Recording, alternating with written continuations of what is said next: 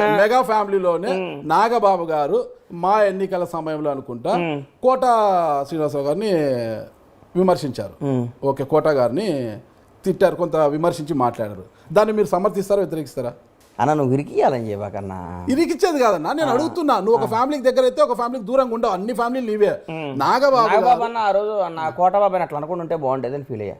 Okay ఇప్పుడు నేను ఒప్పుకుంటా, ఒక ఫ్యామిలీకి దగ్గర ఉంటే దూరం నాకు న్యాయమే, నాకు దగ్గరేం దూరమే. తప్పు చేస్తే నా భార్య పిల్లలతో కూడా గొడవ పడతా. అంతేనా? మరి ఇంకేంది, నేను చెంచాగిరా వీళ్ళ దగ్గర ఎవడో నా గురి చేస్తున్నాను ఎవరి దగ్గర. నా రక్తం నేను నమ్ముకొని నా కష్టం నేను బతుకుతున్నా, ప్రేమిస్తాను గౌరవిస్తాను, అంతేగాని సేమ్ అది కూడా ఆశిస్తా. వార్ వన్ సైడ్ ఉండదు, లవ్ వన్ సైడ్ ఉంటుంది. అంతేనా? ఓకే ఓకే భాష భాష కట్టింగ్ బీప్ అండి బీప్ అండి చాలండి బీప్ భాష భాష కాస్త ఓకే. కాకపోతే బండ్ల గణేష్ గారికి పాపము రాజకీయాలు వచ్చి వచ్చినట్టు లేవు కదా. ఎవడండి చెప్పింది రాజకీయాలు వచ్చి వచ్చినట్టు లేదండి అని? మీరే ఇంతన్నాడు అనేది ఒక సాంగ్ ఉంది కదా ఒకటి. కాదన్న రాజకీయాలు వచ్చి లేదనే మాట నువ్వు ఎట్లా మాట్లాడుతావు? అవును, కాంగ్రెస్ పార్టీలో గత 2018 వరకు పోటీ చేయలేదు. అయిపోయి టికెట్ వచ్చేసింది, గెలుస్తున్నాను, అయిపోయా మొత్తం మేమే మెజార్టీ ప్రభుత్వంలోకి వస్తున్నాము అని ఢిల్లీకి చక్కర్లు కొట్టారు కదా. హైదరాబాద్ ఢిల్లీ చిట్ట చివరికి ఏమైంది, మీకు టికెట్ ఇవ్వలేదు, ఇస్తే ఓడిపోయేవాడిని. అది బెటర్ ఇది బెటర్ గెలుస్తానన్నారు మీరు, అధికారంలో ఆ తర్వాత దూరంగా ఉన్నారు. దూరంగా లేదు, దూరంగా అంటే ఇప్పుడు ప్రస్తుతం ఏమి లేదు కదా. దూరం ఫస్ట్ నువ్వు అభిమానం వేరు, రాజకీయాలు వేరు. నువ్వు నంబర్ 1. నంబర్ 2 నువ్వు అన్న ఫోన్ వచ్చింది మర్చిపోయాను, కాంగ్రెస్ అది రాజకీయాల్లో కలిసి రావట్లేదు అన్నాడు, అది తప్పు. సోదరు రోజా 2 సార్లు ఓడిపోయింది పోటీ చేసి ఎమ్మెల్యేగా, ఇప్పుడు మంత్రి అయింది. ఓడిపోయినంత మాత్రం రాజకీయాల్లో దెబ్బతిన్నట్టు అట్లా ఏమనుకోదు. ప్రతి ఒక్కడికి ఓడిపోవటాలు గెలుపులు సహజం. ఎవరో కొందరు అతీతులు ఉంటారు ఎప్పుడు గెలిచేవాళ్ళు, వాళ్ళ గురించి నేను మాట్లాడను. కానీ ఇందిరాగాంధీ గారు లాంటి వాళ్ళు పెద్ద పెద్ద ఓడిపోయినంత మాత్రం రాజకీయ దరిద్రం కాదు. రాజకీయం ఒక పోరాటం, ఒక ప్రయత్నం, ఒక కమిట్మెంట్, ఒక నమ్మకం. ఎవడిష్టం వాడదండి. కొందరికి రాజకీయాలు ఇష్టం ఉంటుంది, కొందరికి వ్యాపారాలు ఉంటుంది, కొందరు నీలాంటి జర్నలిజం ఇష్టం ఉంటుంది. ఎవడిష్టం వాడది దానికి.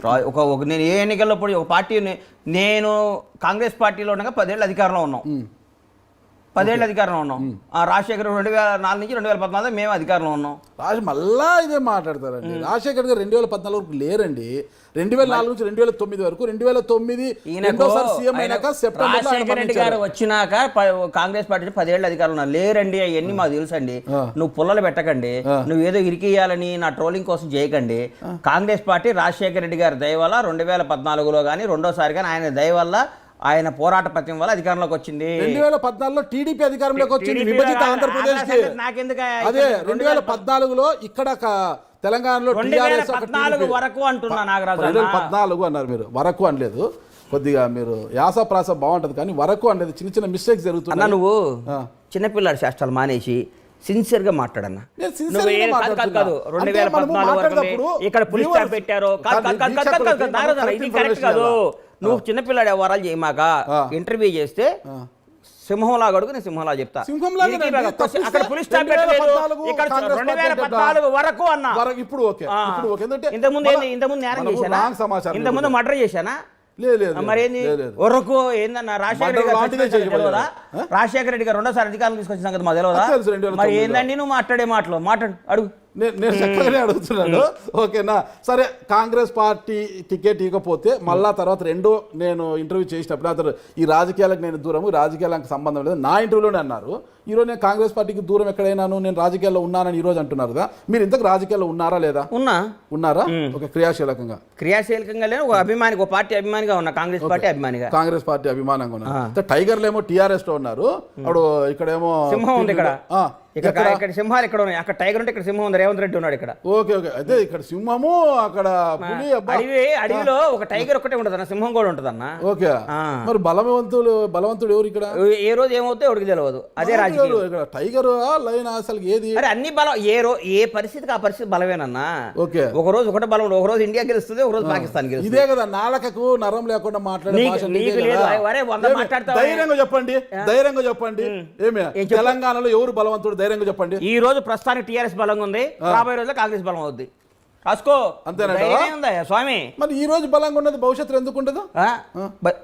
ఇయ్య అన్న అటు ఇటు గారి మాట్లాడకన్నా ఈ స్ట్రైట్ అటు ఇటు మాట్లాడుతున్నాను కదా ఈ రోజు బలం ముందు రేపు ఎందుకు ఉండదు అంటే అంటే కారణాలు చెప్పండి ఎందుకు వీక్ అవుతుంది ఎందుకు వీక్ అవుతుంది భారతదేశానికి స్వాతంత్రం తీసుకొచ్చిన కాంగ్రెస్ పార్టీయే 10 ఏళ్ల నుంచి అధికారం కోసం దాహదాలాడుతూ గోల్డ్ స్పూన్ లో పుట్టిన రాహుల్ గాంధీ, మోతీలాల్ నెహ్రూ ముదిమనోడు, జవహర్లాల్ నెహ్రూ ముదిమనోడు, ఇందిరాగాంధీ మనోడు, రాజీవ్ గాంధీ కొడుకు, వాళ్ళ వంశం అంతా ప్రధాన వంశం రోడ్డు మీద తిరుగుతున్నాడు ఇవాళ పాపం. నువ్వు అంటకాయ మన చేతుల్లో ఏది ఉండదు.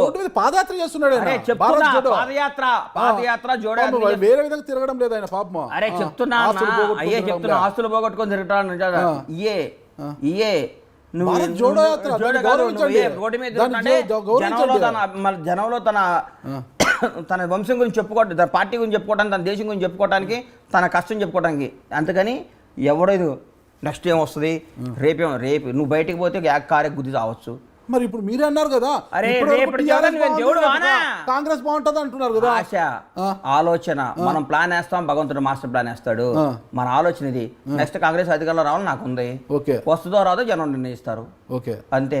దానికి ఏదో పెద్ద రాకెట్ అన్నావింది ఇట్టన్నావింది దీనికన్నావింది అంటావిందన్న. సార్ కాంగ్రెస్ పార్టీ మీద అంత అభిమానం కదా, మరి రాహుల్ గాంధీతో వెళ్ళి పాదయాత్ర చేయకూడదు? ఎందుకు చేస్తా? ఇక్కడ తెలంగాణలోకి వచ్చినప్పుడు వెళ్తా కదా. ఖచ్చితంగా వెళ్తారా? తెలంగాణ అంతా పర్యటిస్తారు మీరు? తెలంగాణ మా షాద్నగర్ నియోజకవర్గం అంతా ఎంత ఖచ్చితంగా నాకు వీలైన రోజులు పర్యటిస్తా. రాజకీయాలంటే వద్దండి, ఎన్నికలంటే బండ్ల గణేష్ గారికి అచ్చు రాలేదేమో కదా. ఎవడు చెప్పి ఎలక్షన్లు ఒక ఎలక్షన్ లో ఓడిపోతే ఏ ఎలక్షన్ ఓడిపోయిన మన ఎలక్షన్ లో ఓడిపోలేదు, టికెట్ రాలేదు కాంగ్రెస్ లో. ఎలక్షన్స్ లో కూడా వచ్చి ఆహా ఓహో అంటూ బీరాలు పలికారు. కోకాపేటలో డబుల్ బెడ్రూమ్ ఇల్లు కట్టిస్తా, మాకు సొంత భవనం నిర్మిస్తా, అది ఇది ఆహా ఓహో అంటారు. తీరా చూస్తే ఏమి లికా 10 పేజీలు డబుల్ బెడ్రూమ్ ఇల్లు కట్టిస్తా అది ఇది అని అన్నారు. దేనికి ఏమైతే అన్నాను? మా జనరల్ సెక్రటరీ అయితే నేను పోటీ చేశానా? అదే ఎందుకు తప్పుకున్నారు? ఎందుకు తప్పుకున్నా అంటే ఆ రోజు పరిస్థితుల్లో ఓడించి తీరుతాను అది ఓడిపోయిందిగా. ఓడించారా ఓడిపోయారు? ఎవరు రాజకీయం అంటే ఏం చేస్తారు?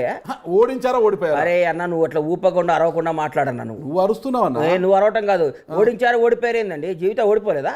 ఓడిపోయారా మీరు ఓడించారా? నేను ఓడించాం. అందరం మా ప్రయత్నం ఓడియాలనుకున్నా ఓడించాం. ఓడించామని అనుకుంటారు అంతే.